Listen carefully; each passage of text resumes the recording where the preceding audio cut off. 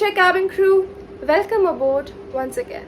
If you are ready to ace your interview and make a long-lasting impact, this video is just for you. I will be showing you 3 key areas that you need to work on to amp up your communication skills and make you stand out from the crowd. First one being listening. Do not underestimate the power of listening first. If you want to be a good communicator, learn to listen first. Active listening. Listen to podcasts in English.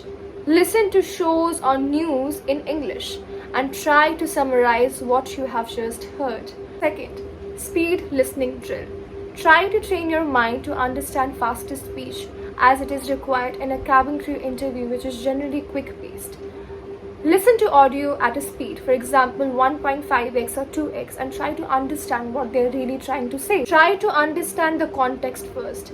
Before replying or before answering to any question, first try to understand the tone and the situation and the context. Do not be scared or do not try to understand every single word that they are trying to say, but instead focus on trying to understand the emotion that they want you to put forward and the situation that they are placing you in. Try to understand that first. अगर मैं चाहती तो मैं हिंदी में भी बना सकती थी, যদি আমি চাইতাম এটা বাংলাতেও বানাতে পারতাম, বাংলা আমার মাতৃভাষা, but I did not. Because if you have an English exam tomorrow, would you study the material in Hindi or Bengali? I don't think so. Next key area that I will be talking about is speaking. Mirror, mirror on the wall is your best friend when it comes to speaking. Try to practice speaking in front of the mirror. Try to make eye contact with yourself. Even if you are an excellent speaker, you cannot deny that sometimes there are instances when you look into somebody's eyes, that is when your confidence falters. That is when you feel like you're short of words or you don't know what you want to say. Happens to the best of the people. Do not panic. Practice and practice. Practice makes a man or a woman perfect. The next exercise, what do you need? A pen or a pencil. This is a very effective thing. I have tried it for myself. You can take any language, like any language you want to be fluent in, any language you think your pronunciation falters a little bit in. You can take any language. So what do? You place the pen like this, okay? You place the pen like this and try to read an article. It can be anything, it can even be a book.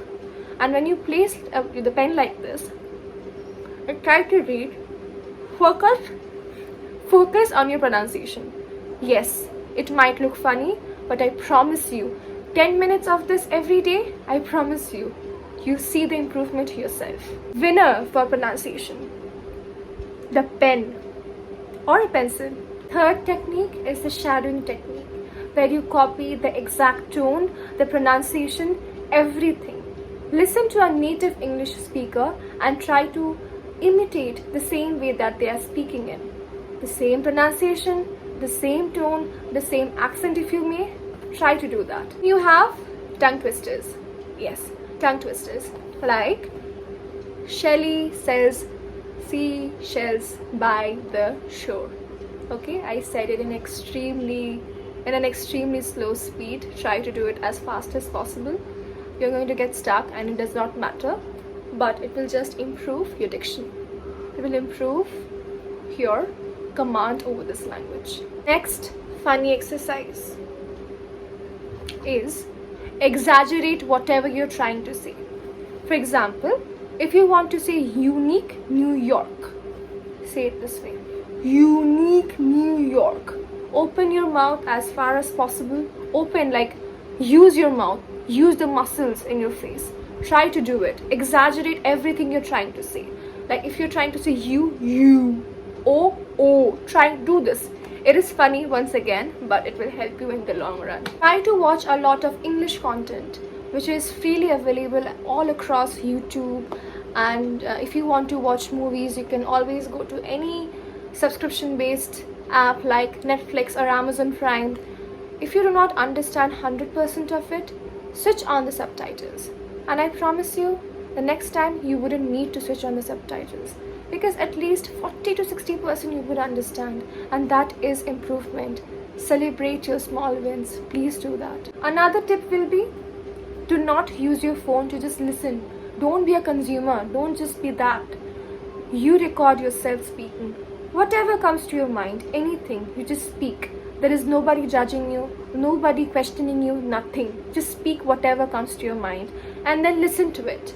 Because in that way you will understand where you went wrong, what are the words that you misspelled or mispronounced, or what are the filler words that you might be using, and some words that we tend to overuse a lot. For example, some people tend to overuse the word actually or basically. What are filler words? Filler words are the words like yes, like all these words that you use when you are taking time to think. No, you don't want to do that. It sounds very irritating. Don't do that. Especially not in a corporate setting like an interview. Do not use filler words. If you do not know what to say, don't say. But don't use filler words to buy time. Don't do that. Psychological benefit of these are that it will help you come out of your shell and also increase your confidence and improve your fluency. Third key area is reading and mindset shift or a mindset change. So try to read. Even if you don't understand, buy yourself a dictionary, or you don't even need a dictionary. You have everything online, right? Read. Read and read. This way you will learn so many new words and your vocabulary is going to be on fire. And that's a very attractive thing. Now comes the mindset shift. Okay. So the minute you enter the room, visualize yourself. Imagine yourself to be answering the questions very confidently. Okay? Do that. Be confident. Everybody wants you to fail. Just be confident and prove them wrong. Right? And always know that you are worthy, which is why you have been called today for the interview. If you did not possess the skills, you wouldn't be called. Right? Always remember this.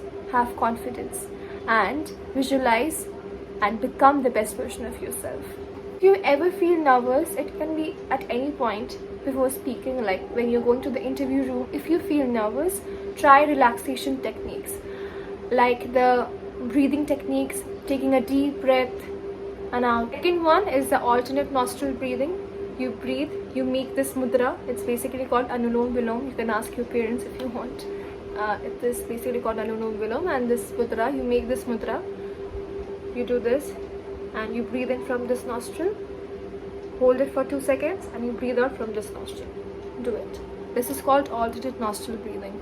It basically balances your mental state and it's extremely helpful, especially for me. I have seen the results of this. Now that you have practiced all this, now that you have seen results yourself, leave it to God. Do not go with any expectation. And especially if you are like in your early 20s or you're like 18 or 19, you have so much ahead in your life. Even if you do not make it in this interview, doesn't matter. You can come back again. And nobody is going to beat you up if you say something incorrectly, right? So do not pressurize yourself. You should be your biggest supporter. Do not bully yourself or do not scold yourself if you make mistakes, right? You are a human, which is why you are making mistakes. And if you do not see the mistakes, if you do not accept the mistakes wholeheartedly, you can never improve. There is no growth. There is no chance of growth. So please be kind to yourself. This was about verbal communication, but non-verbal communication, which includes your body language, the expressions that you have, all of this also matters in an interview. So if you want to know more about non-verbal communication from me, please comment down below and I would be happy to help. I would make a video just for you. Thank you so much.